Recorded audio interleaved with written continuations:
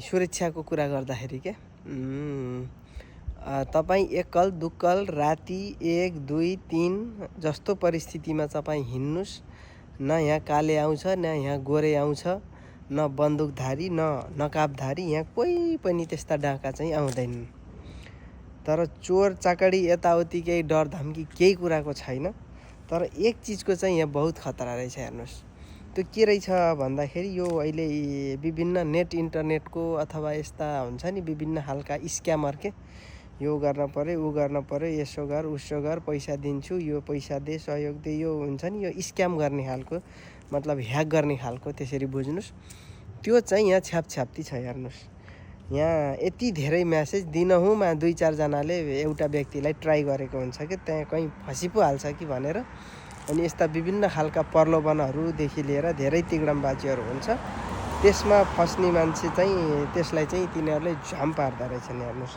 हिजो भर्खरै एकजना युएस आर्मी हो म ए ऊ भन्यो, अनि चाहिँ कुरा गर्दा गर्दै लामो भयो। अब यस्ता सिरियल वाइज धेरै कुराहरू छन्, यसलाई म क्रमशः जोड्ने छु। अहिलेलाई यति नै, हस् त, धन्यवाद। कोरियामा चाहिँ नि तपाईँ सुरक्षाको कुरा गर्दाखेरि के तपाईँ एकल दुक्कल राति 1, 2, 3 जस्तो परिस्थितिमा तपाईँ हिँड्नुस्, न यहाँ काले आउँछ, न यहाँ गोरे आउँछ, न बन्दुकधारी, न नकाबधारी, यहाँ कोही पनि त्यस्ता डाका चाहिँ आउँदैनन्। तर चोर चाकडी यताउति केही डर धम्की केही कुराको छैन। तर एक चिजको चाहिँ यहाँ बहुत खतरा रहेछ, हेर्नुहोस्। त्यो के रहेछ भन्दाखेरि यो अहिले विभिन्न नेट इन्टरनेटको अथवा यस्ता हुन्छ नि विभिन्न खालका स्क्यामर के यो गर्न पर्यो, ऊ गर्न पर्यो, यसो गर उसो गर, पैसा दिन्छु, यो पैसा दे, सहयोग दे, यो हुन्छ नि यो स्क्याम गर्ने खालको, मतलब ह्याक गर्ने खालको, त्यसरी बुझ्नुहोस्। त्यो चाहिँ यहाँ छ्यापछ्याप्ती छ, हेर्नुहोस्। यहाँ यति धेरै म्यासेज दिनहुँमा 2-4 जनाले एउटा व्यक्तिलाई ट्राई गरेको हुन्छ कि त्यहाँ कहीँ फसी पो हाल्छ कि भनेर। अनि यस्ता विभिन्न खालका प्रलोभनहरूदेखि लिएर धेरै तिग्डमबाजीहरू हुन्छ।